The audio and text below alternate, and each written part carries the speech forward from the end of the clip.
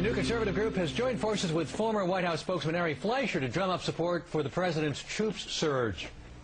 Congress was right to vote to fight terrorism in Iraq and Afghanistan. I re-enlisted after 9/11 because I don't want my sons to see what I saw. I want them to be free and safe. I know what I lost. I also know that if we pull out now, everything I've given and sacrificed will mean nothing. Freedom's Watch spent more than $15 million on the advertising blitz, but certain networks have refused to run the spots. Joining us now, former coalition spokesperson and Fox News contributor Dan Senor. And with us is also Iraq War veteran and chairman of VoteVets.org, Jon Soltz. Welcome you both. First of all, anybody has a right not to run ads, right? Sure. There's no issue there. Right. I would say this, though. I think there are Iraq War vets who support what we're doing in Iraq. There are Iraq War vets who oppose what we're doing in Iraq. Right.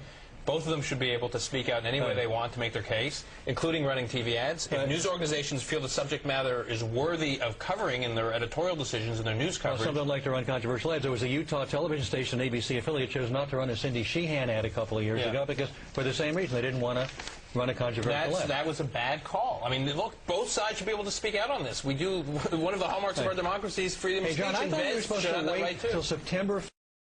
He speaks to the United States. Now the White House is going to do it for him, I understand, and really then get an understanding of whether the surge is working or not. They're doing a preemptive strike here, aren't they? Well, it's not a preemptive strike. This is a last stand. This is a battle of the bulge. I mean, what you have is Republican congressmen that are breaking every day.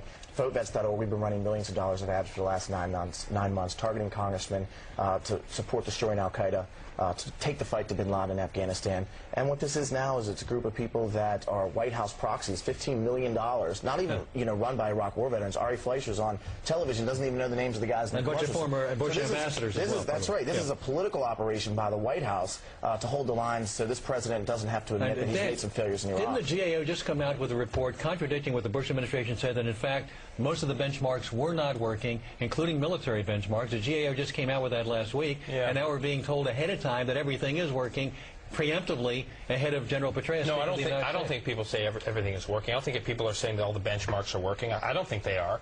I think you need to dramatically rethink these benchmarks because I don't think they're applicable to the situation, the counterinsurgency. Weren't we told these are the benchmarks that help us determine whether or not the surge is working? You know what, Alan? And you know what? We're wrong. The reality is there is political activity in Iraq today. There is political progress. It's happening in the provinces. It's bottom up, not top down. And that's how we need to think about it. But wait a minute. First we're told we're going to go by the benchmarks. Now when we find out the benchmarks aren't being met, all of a sudden the benchmarks aren't supposed to count anymore. They're now flip-flopping from what the benchmarks were supposed to mean. Now, look, I think it was a mistake to agree to these benchmarks. I was always dubious that these benchmarks could work, particularly a national Baghdad-centric, top-down political process. I find it interesting, John, the backing away from the benchmarks, all of a sudden they were supposed to be the indicators of whether or not this is working. The purpose of this surge, which we never had enough troops for in the first place, for 200,000 Serbs when I was there, 1 soldier for every 5 civilians. In Iraq, you need 160,000 combat troops for Baghdad alone. Now you've got 20,000 more, so we don't have enough troops. But the purpose of the surge was to create a political space for Iraqis to find reconciliation. John, why don't you wait till is an Iraqi parliament that's on vacation and went back to work today. Why don't you wait for the general to come back with his report? But the bottom line for There's been no political reconciliation. Can I finish? Well, there is actually political reconciliation. It just took place this weekend and the weekend before,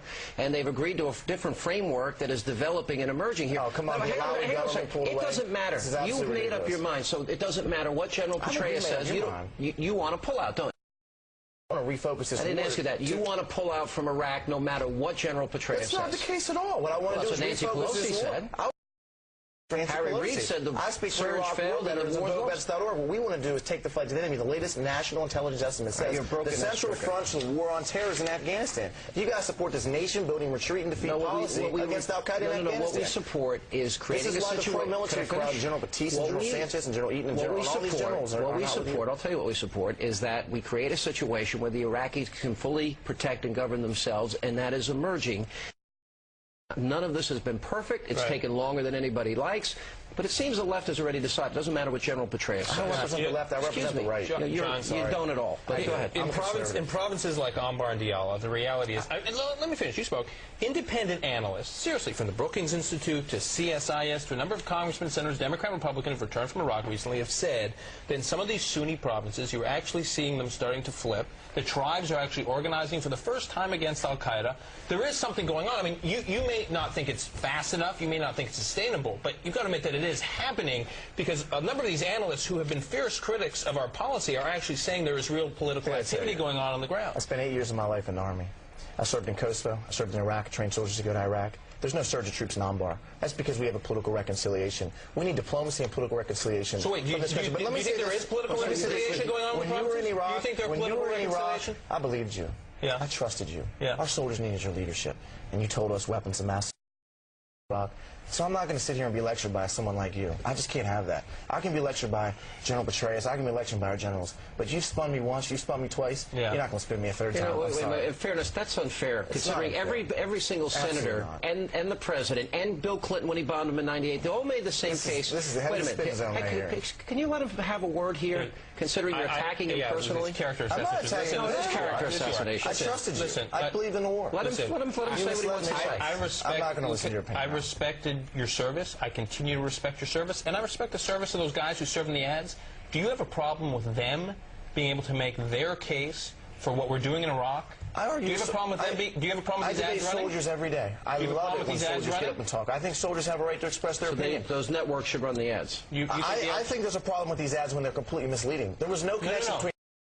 Or your peers and colleagues, do you have a problem with them appearing in ads? I have no problem with soldiers getting on networks and debating. I debate them every day. Are you saying those soldiers are lying? No, I think those soldiers have been misled by this. Those soldiers are not responsible for what their own observations. Those soldiers have been misled by people like Dan Senor, who tried to spin this country. Okay, so the soldiers they were in Iraq. They were in Iraq. By the way, those there's no link between Al Qaeda and what happened in Iraq. We know this is absolutely that's what those ads say. Those ads also linked 9/11 in Iraq. Something the 9/11 Commission said it was not true. Absolutely not true. Absolutely not true. We thank you both very much for being with us. We talked to the Greta Van Susteren telling us what's coming up right after Hannity.